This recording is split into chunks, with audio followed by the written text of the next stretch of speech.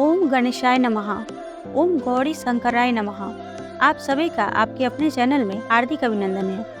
आप सभी को हरतालिका तीज की ढेर सारी शुभकामनाएं। भगवान शिव और माता पार्वती आप सबकी सभी मनोकामनाओं को पूर्ण करें।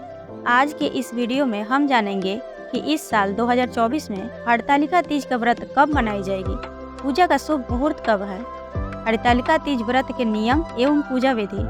तो वीडियो बहुत ही महत्वपूर्ण होने वाली है, इसलिए वीडियो को पूरा जरूर देखें और वीडियो अच्छी लगे तो वीडियो को लाइक, शेयर और चैनल को सब्सक्राइब भी जरूर कर दें। हरतालिका तीज का व्रत प्रत्येक वर्ष भाद्रपद माह के शुक्ल पक्ष की तृतीया तिथि को मनाया जाता है। हरतालिका तीज का व्रत सुहागिन महिलाएं अपने पति की दीर्घायु तथा अखंड सौभाग्यवती होने के लिए करती हैं। वहीं कुंवारी कन्याएं मनोवांछित वर पाने के लिए इस व्रत को करती हैं। यह व्रत महिलाओं के लिए बहुत ही महत्वपूर्ण एवं पुण्य फलदायी माना जाता है।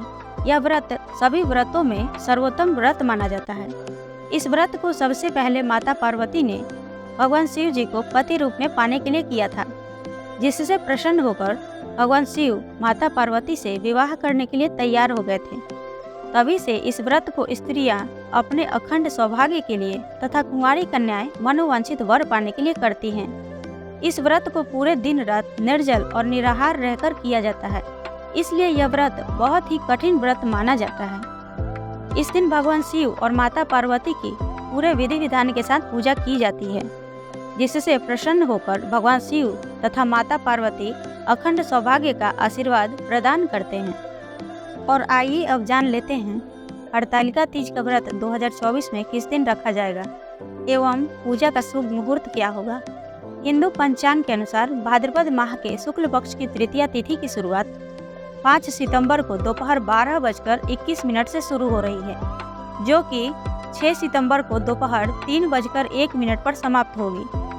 ऐसे में उदय तिथि के अनुसार हरतालिका तीज का व्रत 6 सितंबर 2024 दिन शुक्रवार को मनाई जाएगी। इस दिन पूजा का शुभ मुहूर्त है सुबह 6:01 से सुबह 8:32 तक। इसकी कुल अवधि 2 घंटे 31 मिनट की है।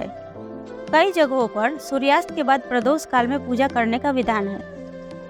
इस दिन सूर्यास्त 6:36 पर हो रहा है। हरतालिका तीज के दिन ब्रह्म मुहूर्त सुबह 4:30 से सुबह 5:16 तक है और वहीं इस दिन अभिजीत मुहूर्त का समय है सुबह 11:54 से दोपहर 12:44 तक। इस दिन राहु काल सुबह 10:45 से दोपहर 12:19 तक है।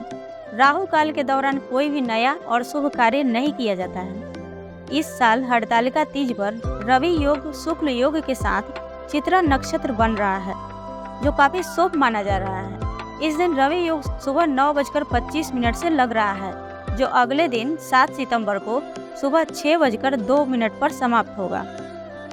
आइए अब जानते हैं हरतालिका तीज व्रत के नियम। हरतालिका तीज व्रत में अन्न जल ग्रहण नहीं किया जाता है। व्रत के अगले दिन व्रत पूरा होने के बाद ही अन्न जल ग्रहण करने का विधान है, इसलिए यह व्रत बहुत ही कठिन व्रत माना जाता है। हरतालिका तीज के व्रत के एक दिन पहले ही तामसिक वस्तुओं का त्याग कर दिया जाता है तथा स्नान कर शुद्ध सात्विक भोजन ग्रहण किया जाता है एवं ब्रह्मचर्य का पालन किया जाता है। हरतालिका तीज का व्रत एक बार शुरू करने के बाद इसे छोड़ा नहीं जाता है।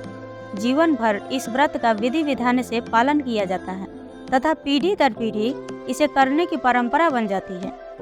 इसलिए सोच समझकर इस व्रत की शुरुआत करनी चाहिए। यदि सूतक आदि के कारण पूजा न कर पाए तो भी व्रत करे और दूर बैठकर कथा सुननी चाहिए। हरतालिका तीज व्रत के दिन रात्रि जागरण किया जाता है। रात में जागकर भजन कीर्तन किया जाता है।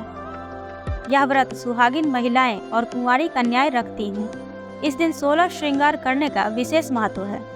हरतालिका तीज व्रत के दिन क्रोध नहीं करना चाहिए, ना ही किसी की निंदा करनी चाहिए और ना ही झूठ बोलना चाहिए। और आइए अब जान लेते हैं हरतालिका तीज व्रत की पूजा विधि। हरतालिका तीज व्रत के दिन प्रातःकाल उठकर नित्य क्रिया से निर्वृत्त होकर स्नान आदि करके शुद्ध स्वच्छ वस्त्र धारण करने चाहिए। फिर पूजा स्थान पर बैठकर पूजा का संकल्प लेना चाहिए और भगवान शिव और माता पार्वती से व्रत के निर्विघ्न पूरा होने की प्रार्थना करनी चाहिए। उसके बाद इस दिन निर्जल और निराहार रहकर भगवान शिव और माता पार्वती का मंत्र जाप करना चाहिए। इसके बाद शाम के समय प्रदोष काल में स्नान करके नए हरे, लाल, पीले या गुलाबी रंग के वस्त्र धारण करने चाहिए। काले, नीले और सफ़ेद वस्त्र धारण ना करें। फिर 16 श्रृंगार करके हरतालिका तीज की पूजा करनी चाहिए। अब सबसे पहले हरतालिका तीज की पूजा के लिए बालू, रेत व काली मिट्टी से भगवान शिव और माता पार्वती की प्रतिमा बना लें। फिर पूजा स्थान या चौकी को गंगा जल से शुद्ध कर लें। फिर उस पर लाल कपड़ा बिछा दें। फिर सुंदर रेशमी वस्त्रों और सुगंधित फूलों से सुंदर मंडप बनावें और उस मंडप में केले के पत्ते या थाली में भगवान शिव और माता पार्वती की प्रतिमा स्थापित करें। और अब आप भगवान शिव और माता पार्वती को सुंदर वस्त्र धारण करवाएं। फिर घी का दीपक जलाकर देवताओं के दाहिने ओर रखें। इसके बाद भगवान गणेश, भगवान शिव तथा माता पार्वती का आवाहन करें और उनका आशीर्वाद लें। इसके बाद भगवान शिव और माता पार्वती के सामने कुछ अक्षत रखें।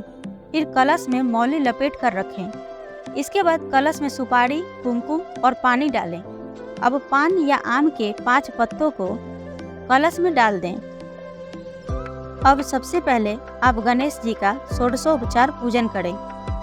फिर इसके बाद भगवान शिव और माता पार्वती की पूजा करें। भगवान भोलेनाथ का अभिषेक दूध, दही, घी, शहद, गन्ने का रस तथा गंगा जल से करें। उसके बाद भगवान शिव जी को चंदन, धतूरा, आंकड़े का फूल और 3 पत्तियों वाला बेलपत्र अर्पित करें तथा नारियल, सुपारी, जंभीरी नींबू, पान का पत्ता, लौंग, इलायची, जो ऋतु फल प्राप्त हो सके वे सब भगवान शिव को चढ़ाएं। अनेक प्रकार के फल और मिठाइयों का भोग लगाएं। इस दिन चावल का सत्तू भी भगवान शिव जी को विशेष रूप से अर्पित किया जाता है। उसके बाद दक्षिणा चढ़ाएं। उसी प्रकार माता पार्वती को हल्दी, कुमकुम, सिंदूर चढ़ाएं। फिर श्रृंगार की समस्त सामग्री किसी पीतल के पात्र में रखकर चढ़ाएं। सुगंधित फूलों की माला चढ़ाएं। फिर भोग लगाएं। भोग में घर की बनी मिठाइयाँ, हलवा, खीर का भोग लगाएं। साथ ही पान का पत्ता, सुपारी, लौंग, इलायची, खीरा, ककड़ी आदि ऋतु फल का भोग लगाएं। उसके बाद दक्षिणा चढ़ाएं। अब हाथ में अक्षत और फूल लेकर हरतालिका तीज की कथा पढ़नी या सुननी चाहिए। कथा समाप्त होने के बाद अक्षत फूल भगवान के सामने चढ़ा दें। तत्पश्चात भगवान गणेश जी की आरती से शुरू करते हुए भगवान शिव और माता पार्वती की आरती करें और अब आप 5 बार जल गिराएं। इसके बाद प्रणाम कर अपने पति की दीर्घायु होने की प्रार्थना करें तथा घर की सुख, शांति, समृद्धि, संतान की उन्नति की प्रार्थना करें तथा पूजा में हुए भूल चूक के लिए क्षमा प्रार्थना करें। इस दिन सुहाग की सामग्री तथा अन्न, वस्त्र किसी सुहागन ब्राह्मण स्त्री को दान देने का विधान है, जिससे विशेष पुण्य फलों की प्राप्ति होती है। संभव हो तो इस दिन अपने सामर्थ्य के अनुसार दान जरूर करना चाहिए। इस दिन रात्रि जागरण करके रात भर भजन कीर्तन करना चाहिए। फिर अगले दिन स्नान करके धूप, दीप आदि जलाकर भगवान गणेश, भगवान शिव और माता पार्वती की पूजा करें, भोग लगाएं। माता पार्वती को सिंदूर चढ़ाएं। फिर मौसमी फल या हलवे का भोग लगाएं, जल चढ़ाएं। फिर गणेश जी की आरती से शुरू करते हुए भगवान शिव शंकर, फिर माता पार्वती की आरती करें। फिर प्रणाम कर अपनी मनोकामना पूर्ति की प्रार्थना करें। पूजा में हुए भूल चूक के लिए क्षमा प्रार्थना करें। अब सुहाग लें। फिर जो भी आपने भोग लगाया है उसी से अपने व्रत का पारण करें और अंत में जो भी सामग्री तथा भगवान की मूर्ति है उसे किसी पवित्र नदी या सरोवर में विसर्जित कर दें। इस प्रकार हरतालिका तीज का व्रत पूर्ण हुआ। प्रेम से बोलिए भगवान श्री गणेश की जय, भगवान भोलेनाथ की जय, माता पार्वती की जय।